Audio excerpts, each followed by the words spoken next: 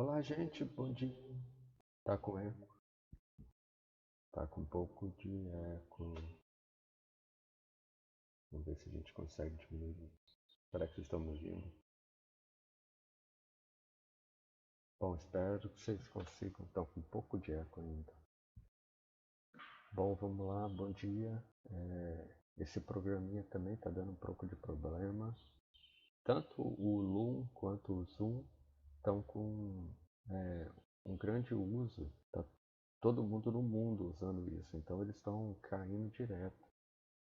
O Loom, que é esse que eu uso, eu estou conversando direto com a assistência técnica deles em inglês, porque ou o meu ou da minha esposa dá problema, direto. Bom, hoje a aula sobre o divã, que é uma aula muito legal, né, muito interessante. Ontem eu fiz a aula das perguntas, já coloquei para vocês, espero que vocês vejam o que acharam. Lá eu também falei sobre o tempo da videoaula. Eu acho que 40 minutos talvez seja o, o tempo ideal para não ficar muito chato. Vejam o que vocês acham disso, vocês acham que dá para fazer maior. Eu tenho um pouco de dúvida, mas vejam o que acham. Sobre a questão do cronograma, eu queria mostrar para vocês também. Matutino, né? Então, eu já falei para o noturno. Estou gravando essa aula quarta-feira, dia 1º de abril. Vejam aqui no nosso planejamento que nossa aula seria essa, que seria uma atividade avaliativa, né? Porque tanto atividade avaliativa quanto prova conta como dia de aula. Só que hoje, né, no caso, no dia 2/4 vai ser a aula do divã. E ainda a gente vai ter 2 aulas bônus, que é a semana de avaliação, que a gente vai ter que colocar alguma coisa para a gente conversar, né? Então o que eu quero dizer é que vocês não estão com o cronograma atrasado não. Tá certinho e ainda vai ter matéria a mais. Mas aí não vai ser matéria, né? Eu vou tentar colocar caso clínico ou mais perguntas para também não sobrecarregar vocês. Entenderam aqui a questão do cronograma? Então vamos para o divã, né? Vamos lá começar isso. Espero que vocês estejam me ouvindo. Estou preocupado com isso. Vou aumentar um pouco aqui, mas se aumentar, aumenta o eco, o que me atrapalha também. Bom, divã, né? O que me fala aqui, eu consigo até me aumentar, gente, que beleza, mas não dá tanto. O que me fala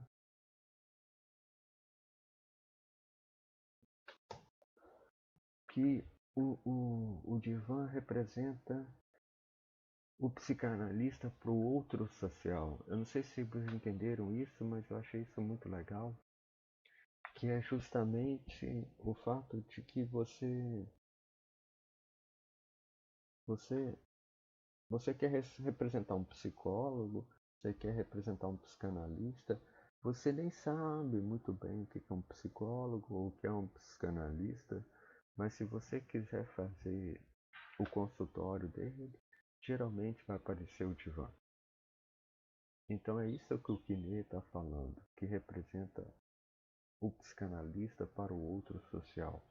Quer dizer que, de certa forma, o divã é um símbolo do psicanalista.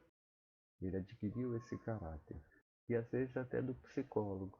Pode até ser um psicólogo que não seja psicanalista, mas de certa forma o divã ocupa esse lugar quando você quer representar um consultório. Lá no meu consultório tem um divã, é muito comum na primeira sessão a pessoa chegar e já querer ir lá logo pro divã, justamente porque tá no imaginário popular de certa forma, né? Bom, e como a gente já passou pelas entradas preliminares, O divã é efetivamente o que representa a entrada em análise. Então, quando a pessoa inicia um tratamento com um psicanalista e ela tá ali falando de frente para ele, ela tá, ou ele tá, nas entrevistas preliminares. Então, efetivamente, ele não está em análise. O pessoal fica até com raiva, né? Tem aluno aí que tá nas entrevistas, pô, não tô em análise. Efetivamente você não está em análise. Sorry. Estar em análise é estar deitada no divã. Tá? Isso é um termo técnico. E outra coisa, né, que o Kine fala, que é bem legal, é que não é um mero mobiliário, né? Não é um mero adereço ou mesmo um fetiche do psicanalista. Tá? Tem sentido o psicanalista ter um divã ou mesmo um sofá, né? Você pode ter um sofá de tal maneira que vai funcionar como um divã. Mas a ideia que o Kine mostra no texto é justamente o divã como algo envolvendo uma técnica e uma ética, sabe? Ele tem uma função ali, função fundamental que a gente vai tentar descobrir. Okay?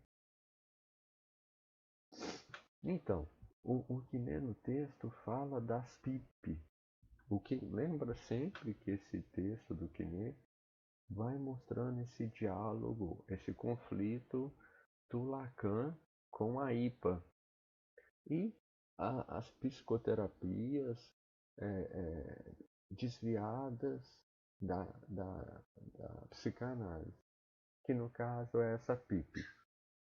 Lembrando que depois da morte do Freud, houve um certo desvirtuamento da psicanálise, né? Vai se esquecendo a intenção freudiana, o inconsciente, para se aproximar do ego, ou seja, vai sendo o oposto do que o Freud havia pensado. Isso são psicoterapias de fortalecimento do ego, que aqui o Kine está chamando como o PIP, psicoterapia de inspiração psicanalítica. Tem essas aberrações, né? Tem essas aberrações que a gente ainda vê, até muitas dentro da psicologia, inclusive, e que a gente, da psicanálise, começa. Geralmente a gente fala, tira o nome psicanálise. Não tem problema nenhum você fazer isso que você quer fazer, mas tira o nome psicanálise.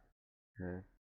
Porque, por exemplo, a terapia de inspiração psicanalítica, para que vai usar o nome da psicanálise se é uma coisa que quer fortalecer o ego, fortalecer a imagem? Isso não é psicanálise. Entende? Então esse diálogo do Kine aqui está mostrando o confronto do Lacan, especificamente no tema de Van, com essas PIP. Tá? E que o Kine chega até a falar que muitas vezes isso é um psicodrama fantasístico, é imaginário. O que o Kine está falando aí? É que são psicoterapias que, por não ter o simbólico, né, por não ter a categoria do simbólico, por não saber que o inconsciente é estruturado numa linguagem, por não saber que existe o grande outro, aquele A maiúsculo, por não saber que existe o sujeito é falado antes de nascer, por não saber que o inconsciente aparece na fala, enfim, tudo que vocês já sabem. Essas psicoterapias de inspiração psicanalítica ficam no registro imaginário, da fantasia, de eu tenho que parecer forte pro meu paciente, eu tenho que meu paciente tem que fortalecer o ego, ele tem que agir de tal maneira. E aí, porque nem isso é tudo imaginário, é pura fantasia imaginária. Né? Fantasia imaginária não é um termo muito certo. Um psicodrama imaginário. E isso inclui o divã. Você vê que o Kine fala no texto que as terapias, de acordo com o paciente, vão dispor de lugares diferentes que ele vai sentar. Para a psicanálise isso não faz sentido nenhum. Sentido nenhum. Sabe? Porque a gente trabalha com simbólico. Então Entrevista preliminar, paciente e analista sentado de frente para o outro e divã, o divã com o analisando e o analista de costas, ou de uma maneira que o analisando não consiga ver. É isso. Não tem nenhuma mais é, modificação imobiliário aí ou de lugares. Não tem, porque a gente trabalha com simbólico. Outra coisa, né? Que o Kine fala que é muito interessante e que a gente vai ver na questão do tempo. O que a gente pode esperar de uma psicanálise? Né? Não é fortalecimento do ego, não é um sujeito feliz, não é um sujeito melhor. O que a gente espera de uma psicanálise? Desculpa, não, o que a gente espera de uma psicanálise é um psicanalista. Isso, então, assim, o produto final de uma psicanálise é sempre um psicanalista, ok? E o que a gente pode esperar de um psicanalista? Uma psicanálise. Estão bem ligados isso. Logo, uma pessoa que busca a psicanálise, busca um psicanalista, sempre tem que ter como finalidade uma psicanálise. O que isso quer dizer? Que não se trata de fazer adaptações. Pensem que existe uma ortodoxia aí, sim, que é ética, no sentido que envolve o desejo do analista, e teórica, epistêmica no caso, né? Gente, se a pessoa chega ao nosso consultório e está buscando algo que não seja uma psicanálise, encaminhe, não tem problema nenhum em encaminhar. Mas, se a pessoa procura um psicanalista, então ela está querendo uma psicanálise. E o analista tem que manter isso. Ok? Então, primeiramente, voltando ao Freud, quais são as justificativas que Freud dá lá no início do tratamento sobre a existência do divã? Né? Primeiro, existe uma razão histórica. Né? Antes de Freud, na época da hipnose, já se tinha o divã. Né? Então, assim, tem uma herança aí que o Freud mantém, tá? Desde a época da hipnose. Razões de Freud. Freud, como um bom neurótico, trabalhava muito no consultório dele, só não trabalhava no domingo. Então, todo dia, 1 hora por paciente, era uma coisa mais padronizada. E aí ele falava que chegava um certo momento que ele não aguentava mais as pessoas olhando para a cara dele. Típica coisa de neurótico. Mas, então isso é um motivo. Ele não queria que as pessoas ficassem olhando para a cara dele. Segundo motivo, extremamente importante, né, que é fundamental. Ele não queria que a reação do rosto dele, da cara dele, atrapalhasse a transferência. Como que é isso? A pessoa está ali nas entrevistas, olhando para ele, fala alguma coisa, esperando a reação. Então, digamos que a pessoa fala alguma coisa nojenta, e aí eu faço uma cara de nojo. O Freud entendia que isso atrapalhava a transferência, e atrapalha, ele está certo. Né? Inclusive, tem pacientes que testam o analista falando coisas para ele, justamente para ver como ele vai responder. Isso é comum, não é viagem do Freud, não. Isso acontece mesmo, justamente porque está preso nesse aspecto imaginário. Então Freud está certo isso, né? E isso tem a ver com a transferência, coisa que a gente estudou na aula passada. Ou seja, porque na transferência, porque o paciente está falando algo, esperando ver qual vai ser a reação da fala dele no analista. E como vai ver isso, né, como vai ver nas expressões que o analista vai apresentar. Eu tive um paciente que fez isso claramente, foi muito engraçado. Ele falou que eu tinha passado no teste. Ele ia contando várias coisas e para ver qual a minha reação. Como a minha reação foi aceitável, eu passei no teste. Então, até a gente teve uma pergunta ontem no fórum à noite que trouxe um registro que eu evito falar, mas que é importante para essa aula. Talvez eu traga essa pergunta para a gente discutir um pouco mais. Por que, e agora a gente já está com Lacan teorizando isso, por que existe o divã e o que a gente está querendo fazer com o divã? Ora, é justamente fazer diminuir o aspecto imaginário para surgir, fazer emergir a dimensão significante. O que a gente está falando que é esse imaginário? É justamente esse aprisionamento nosso com a imagem. Né? E aí a gente pode pensar que a transferência nas entrevistas tem duas dimensões. Principalmente, o primeiro momento é uma transferência imaginária e depois, que é o que nos interessa, é uma transferência simbólica. Então, o que é essa transferência imaginária? Muito comum. É quando a gente vê o paciente, por exemplo, começando a se embelezar, a ir mais produzido, a trazer presente para a gente, justamente porque, por exemplo, o paciente que vai todo produzido para análise, ele está preocupado em passar uma imagem e dessa forma capturar o olhar do analista. O analista tem que ver o paciente, por exemplo.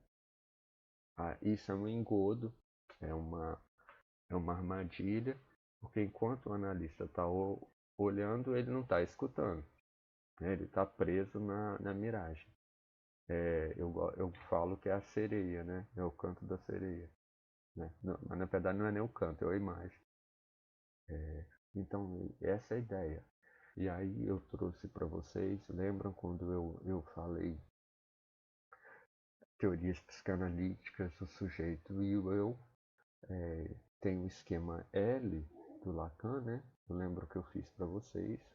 Quando o sujeito está formando seu eu, a sua imagem, né? Isso se dá nesse eixo aqui, ó. Opa, tá vendo a seta aqui? Entre o A e o A', entre o outro e a imagem dele. Então aqui a gente tem o outro e o A', que é a imagem no espelho. Ou o outro semelhante, no caso, por exemplo, uma criança e a mãe. Essa é a construção da própria imagem, a construção do eu dele, né? Como eu falo, a minha filha, quando eu falo quem vai tomar banho, ela fala eu. Ela aponta para o corpo dela. Isso é um eu ainda imaginário, né? É justamente quando entra um terceiro, o simbólico, que a gente vai falar que existe um inconsciente, um eu inconsciente, o S aqui, né, que é o sujeito. Por isso que o capítulo Garcia Rosa era o eu e o sujeito, se não me engano. Deu para entender? Então, essa transferência imaginária, esse aspecto da imagem, em que o sujeito está preso a passar uma imagem e saber a imagem do analista, por exemplo, qual reação que ele vai falar, é porque ainda a gente está preso nessa imagem aqui, que é um engodo. Em psicanálise, a imagem é sempre uma miragem. Lembrem-se sempre disso, eu sempre falo. O que a gente quer fazer? O psicanalista está lá para escutar. Então ele não está para ver o paciente, ele não está nem aí se o paciente está bonito, se está feio, se está bem arrumado, se está mal arrumado, se está na moda, se não está na moda, se traz presente ou não. Isso não importa para o analista. Ele quer escutar. E ele quer escutar o quê? Os significantes. Então, o analista quer cortar essa transferência imaginária para que surja a transferência significante. Como que ele vai fazer isso? Cortando essa dimensão do olhar, que é justamente pedindo para ir para o divã. Para quem for fazer estágio, vocês vão ver que essa é a dimensão mais difícil no NPP, que é justamente desviar o olhar. Lá não tem divã, então fica nas entrevistas, mas a gente sempre orienta a desviar um pouco no olhar para não ficar tão capturado pelo olhar do paciente. Isso rola, gente. Para quem faz análise, faz qualquer tipo de terapia, creio que vocês sabem o que eu estou falando. Então, eu já falei aqui, né? Trata-se de privilegiar a fala em detrimento do visual, né? Privilegiar o simbólico em detrimento da imagem. Por quê? Porque a imagem é um engodo. Engodo do que? Do desejo. Aquele que quer muito mostrar uma imagem, pouco fala do desejo dele. Tá bom? O paciente que veio muito bonito, veio querendo, né, se mostrar bonito, se mostrar bem arrumado, provavelmente uma sessão que ele não quer falar nada. Geralmente é assim que funciona. Logo, a gente quer sair dessa dimensão da imagem do outro enquanto um semelhante, ok? Esse idear, que é o que a gente está falando desse eixo aqui, tá bom? Para entrar no registro do ideal do outro, ou seja, quando o analista entra nesse lugar de ideal do outro. Ideal do outro aqui, nessa ideia do ideal do eu, uma ideia do analista ocupando um lugar ideal enquanto simbólico, né? O que o meu analista está pensando? O que eu vou falar? Isso se eu falar, como que ele vai responder? Eu pensei isso para análise, vou levar. Você parte de um lugar em que o analista ocupa um lugar de enigma, mas um enigma a respeito do desejo do analista e não a respeito da imagem do analista enquanto meu semelhante. Percebe a diferença? Se eu estou preocupado com a imagem, eu acredito que ainda existe uma simetria de relações em análise. Quando a gente está falando de ideal do outro, existe uma total de simetria. Eu nem estou vendo mais o analista, eu nem sei se ele está acordado. Então fica um enigma na minha cabeça. É isso que a gente quer. Busca, de certa forma, um desaparecimento do eu. Lembre-se sempre, o eu em psicanálise ele é imaginário, ele é uma construção da nossa imagem. Por que a gente quer que desapareça? Porque o que importa pra gente é o inconsciente. É esse saber que não se sabe. Entendeu? Então a gente quer, de certa forma, desaparecer esse eu. Caso clínico, página 40. Cadê o meu Kinê? Kinê da minha esposa, aliás, né? Porque o meu tá na Multivix, lá no meu armário. Vamos ler. Página 40. Segundo parágrafo. Logo acima do grafo. Tá bom? A primeira vez que o analisante histérico se deitou, era sua primeira análise, foi cometido por uma tonteira acompanhada de angústia que o fez sentir-se como num barco sem remos, à deriva no mar. A sua tentativa de levantar para reencontrar seu equilíbrio, agarrando-se na imagem do outro, a recusa do analista revelou-se um encorajamento à deriva significante. Não poder ver o efeito de suas palavras na expressão do analista, não ter esse ponto de apoio de ancoramento na reciprocidade de olhares, faz o sujeito perder literalmente o apoio, sentindo-se à deriva. Com efeito disso, surgiu o aturdido, enquanto sintoma transitório. Ele encontra-se aturdido por seus títulos.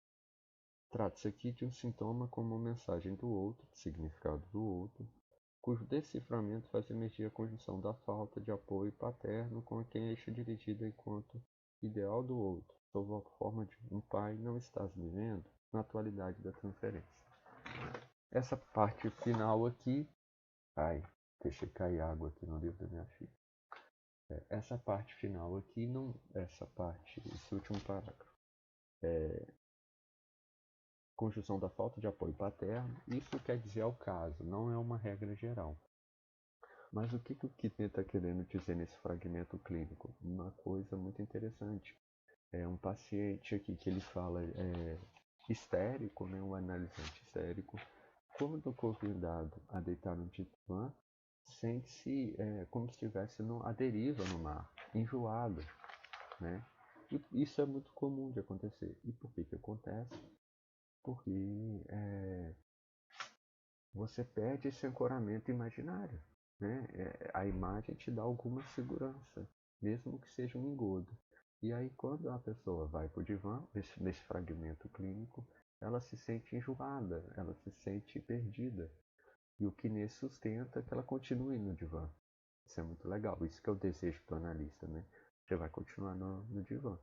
E quando fica no divã, consegue trabalhar esse sintoma. Sintoma que, como o que me fala, é sempre um significado do outro. Ou seja, tem aí uma mensagem a ser decifrada. Sou espasmofílica, por exemplo. E aí o que a gente quer quando está no divã? A gente quer abrir a dimensão significante, ou seja, que a pessoa consiga falar sobre isso. E a melhor forma de falar sobre isso é quando você deixa cair a imagem. Pois. E o que é isso, né? Porra, agora já tá falando alemão. Privação do Schaulust. O que é Schaulust? É justamente o prazer no olhar. Não sei se vocês concordam com o professor maluco, mas nós, humanos, nós sujeitos, a gente tem uma certa pulsão escópica, né? Uma certa prazer no olhar. Lembrando que quando a gente falou em teorias psicanalíticas sobre os objetos da pulsão, Freud falava em oral, anal e fálico, e o Lacan ainda vai falar da voz e do olhar. Então, o olhar é um dos objetos privilegiados da pulsão. No circuito pulsional, a gente passa pelo olhar. Ou seja, na história da nossa vida ou na história da pulsão no nosso corpo, a pulsão também passa pelo olhar. Que é o que eu falo, já falava, né? Comer com o olhar. Eu acho lindo essa frase, é linda, porque mostra isso do objeto olhar, a pulsão, né? A gente às vezes olha uma coisa, a gente nem está com fome, mas a gente olha e pronto, a gente quer comer, né? Ou então relações amorosas, né? A gente vê o parceiro sexual e aquilo já dá tesão, só de olhar. Né? Então essa é a dimensão da pulsão escópica, né? E isso está presente também em análise, né? Isso é uma dimensão. Então, se é da pulsão, se é do objeto olhar, isso quer dizer que tem a ver com gozo. Então, o sujeito está lá, vai para análise com essa dimensão do olhar, com esse gozo no olhar. Cabe ao analista não ser condescendente com isso. O que isso quer dizer? O analista não vai ser parceiro do gozo do sujeito. Ele quer retirar um pouco dessa satisfação no olhar. E como ele vai fazer? Com o divã. Por que, Lucas, que a gente não pode ficar preso na satisfação do olhar? Porque a gente quer a voz. A gente quer que o sujeito fale. Porque a gente quer que o sujeito deixe de ficar preso à imagem. Tá bom? E aí, a gente tem uma questão fundamental. A análise não se faz face a face.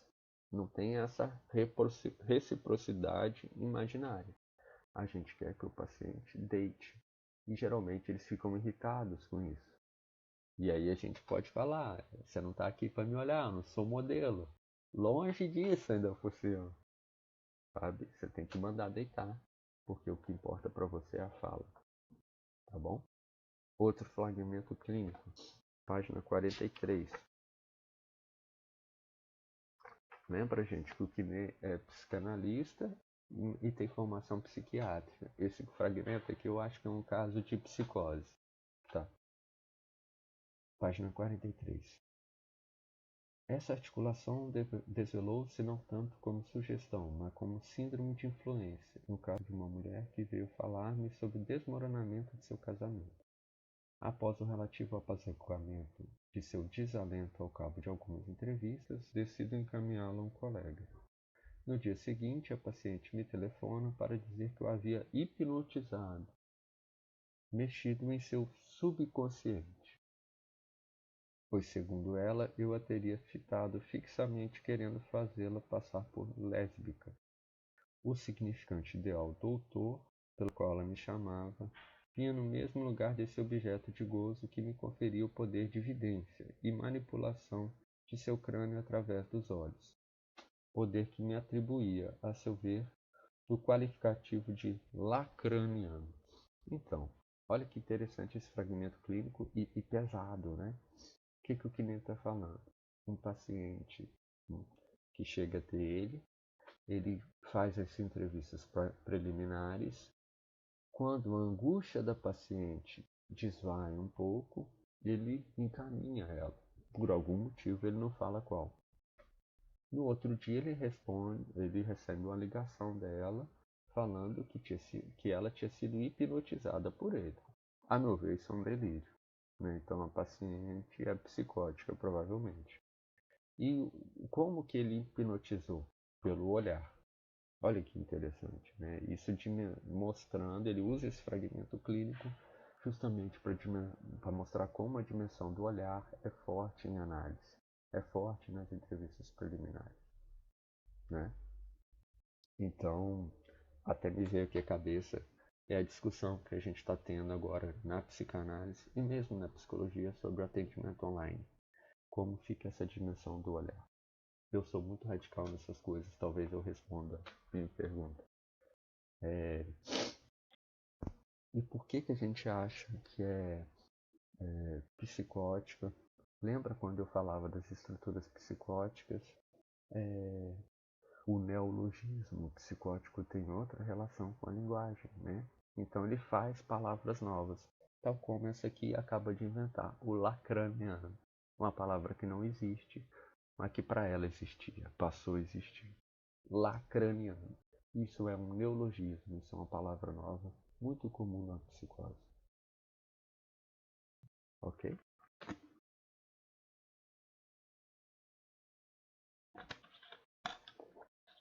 Outra coisa que o Kine fala, super importante, sobre a vergonha, né?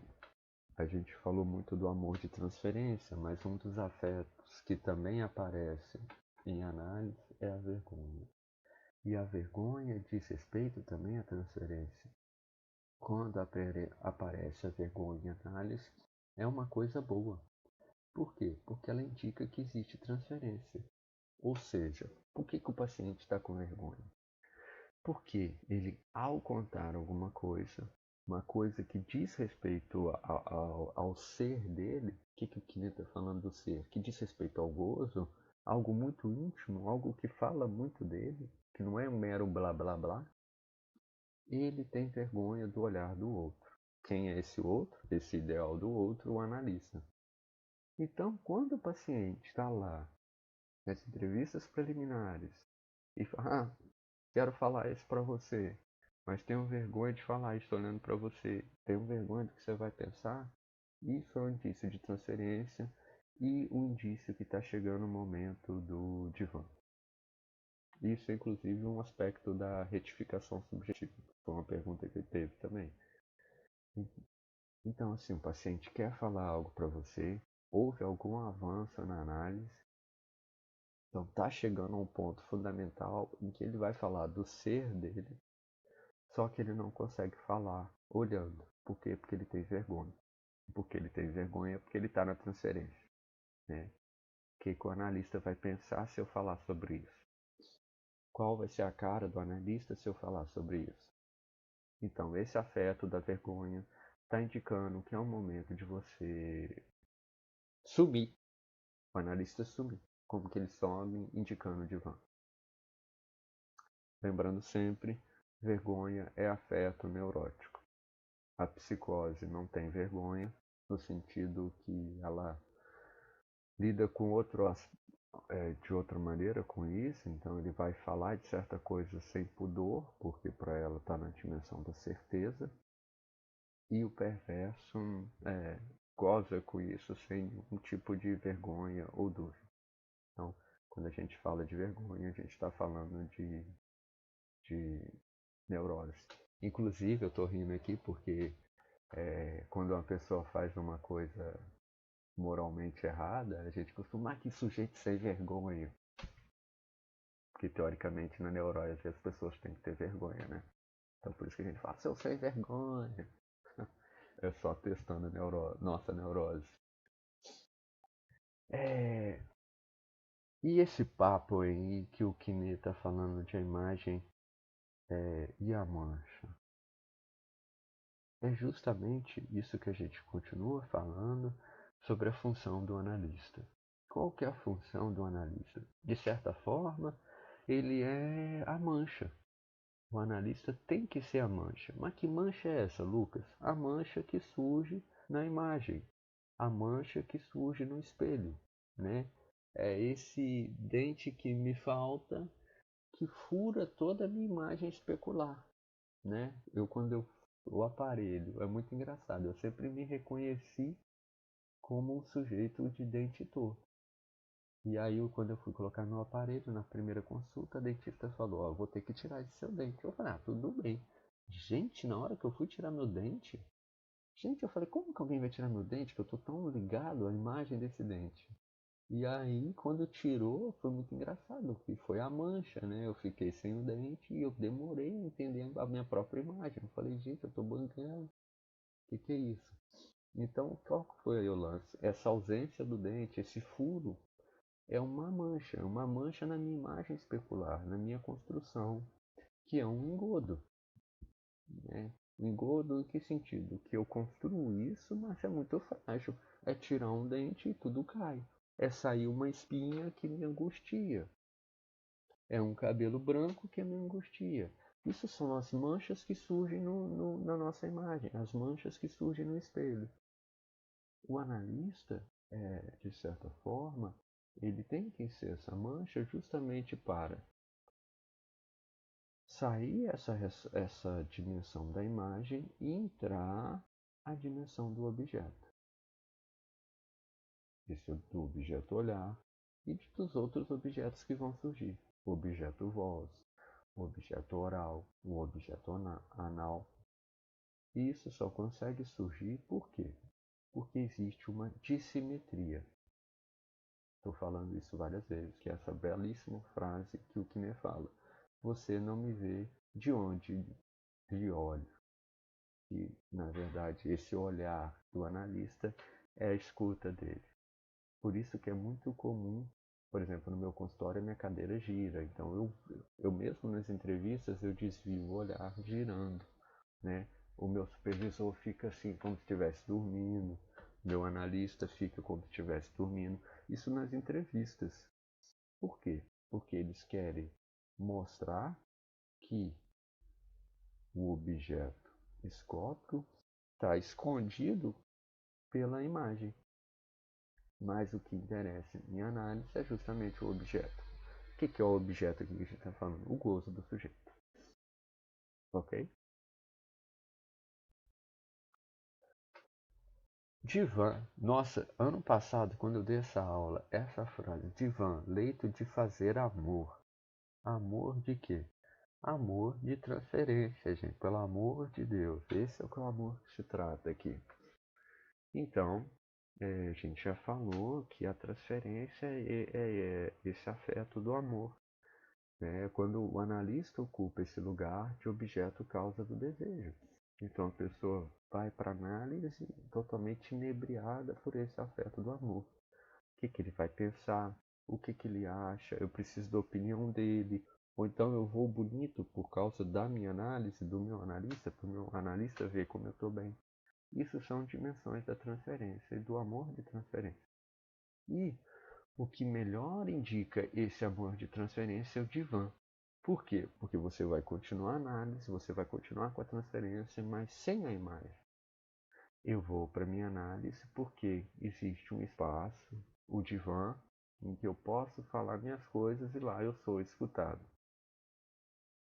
pelo analista. Mas na verdade é você que está se escutando. O analista só está pontuando. E aí, tem mais um fragmento clínico, página 46, que é um pouquinho maior, tá bom? Vou ler. Após a primeira entrevista comigo, página 46, durante a qual cuspiu um pedaço intragável de sua história, Joana, que veio me falar de suas desventuras conjugais, torna-se afônica, o que quis faltar à segunda entrevista. Essa afonia se tornou rapidamente um sintoma analítico cuja superdeterminação teve como denominador comum a demanda de presença dirigida ao pai, que morrera quando era pequeno. O pedaço intragável em questão constituía também um apelo ao pai. Quando criança, ao pular uma fogueira, seu vestido se incendiara. Ela se tornou uma tocha viva, cujo fogo foi rapidamente apagado. O vestido chamuscado colou em sua pele, e a mãe, ao tentar tirá-lo, arrancou retalhos de pele colados aos farrapos do vestido. Desse corpo a corpo de horror com a mãe, seu pai estava ausente. Em seguida, foi o único que ela permitia que fizesse os curativos, o único com quem comia durante o período de anorexia que sucedeu à cura das queimaduras, o único que cuidava de suas inúmeras anginas que, quando pequena, deixavam afônica. Primeiro parágrafo, então, que está falando de um paciente que chega ao consultório dele e durante as entrevistas apresenta um sintoma de afonia, ou seja, perdeu a voz. Isso é um sintoma que se dá na transferência, ou seja, é passível de ser interpretado, ou seja, tem um sentido aí. Qual é o sentido? A gente vê que o corpo dessa paciente é muito mobilizado a nível da libido, a nível do sintoma. E o episódio traumático é justamente esse momento em que o vestido que ela está usando pega fogo e cola o corpo, né?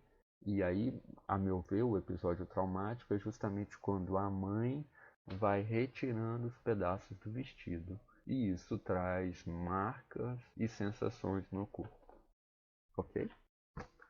Isso, isso é disparado pelo sintoma de afonia produzido em análise. Olha que interessante. O sintoma da afonia atualizado durante as entrevistas preliminares mostra que ela se dirigia ao analista como substituto do pai e indicava a emergência da transferência, substitutivo do pai enquanto ideal do outro. Ela confessaria sentir-se muito inibida em olhar para mim enquanto falava e fez alusão ao fato de que bem poderia deitar-se no divã, ao que não respondeu. Por que o Kino não respondeu? Porque ele já percebeu que é uma histeria. Né? Espero que vocês também já tenham visto isso pelos indicativos do caso. Veja que aqui já tem um afeto da vergonha e a pessoa pedindo para o divã. Mas vejam que a histeria, qual é o desejo da histeria? A insatisfação. Por isso que o Kine não está respondendo, porque ele sabe que é um jogo. Ah, se eu deitar, eu vou conseguir falar para você. Mas se não é o momento de deitar, você não vai falar para deitar. A condução do tratamento está do lado do analista. Começou a partir daí a evitar meu olhar. Um dia chegou dizendo, muito embaraçada, que estava ocorrendo com ela a tal da transferência e me contou com muito esforço uma recordação de infância em que ela fazia jogos sexuais. Com o irmão, tratava-se de voyeurismo e exibicionismo em torno de um jogo de striptease, e o que um dia ele colocara seu sexo no dela. Interrompeu então seu relato para falar de sua dificuldade em contar isso olhando em mim, para mim. Nesse momento indiquei o divã dizendo-lhe para deitar-se, o que ela recusou apesar de minha insistência. Deixei-a continuar, ela retomou dizendo-me que no enterro do pai não conseguira olhar para o irmão, pois vinha-lhe à mente o jogo sexual em questão, lembrança que a deixou envergonhada durante todo o enterro. Nas entrevistas seguintes, continuei insistindo para que se deitasse. Em vão, minha insistência só fazia acentuar minha impotência. Não consigo, dizia, e acrescentava que, no entanto, tudo fazia para agradar aos homens, até que o Kine coloca um ponto de exclamação. Veja, gente, então aqui existe a transferência indicado pelo afeto da vergonha. Não consigo falar isso olhando para você. O Kine não fala para ela ir para o divã. Então ela começa a contar coisas, jogos sexuais que fazia com o irmão, e ela só consegue falar isso desviando o olhar. Então ela fala nas entrevistas desviando o olhar. Quando ela fala isso, o Kiné fala, vai pro divã. E aí, olha a armadilha colocada. Ela não vai pro divã. Ou seja, ela consegue nesse jogo seduzir o Kiné para justamente mostrar que o Kiné é impotente. Quem que faz isso? A histérica, né? Para justamente manter o desejo insatisfeito. E é muito engraçado, o Kiné fala, eu fiquei na posição de mestre. Olha só, é o Kiné, gente. O cara que sabe pra caramba. Mas ele, enquanto analista, em algum momento deslizou e saiu do lugar do analista e virou mestre. Quando virou mestre, a histérica deu a rasteira nele. Não vou deitar, não é você que manda aqui, ok? Mostrando que ele é um impotente. Kiné saca isso e resolve fazer silêncio, voltar ao lugar de analista.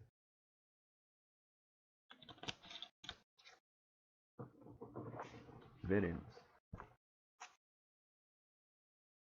Decidi sair dessa posição de mestre em que ela mesma me havia colocado com sua provocação e deixá-la face a face nas entrevistas ulteriores.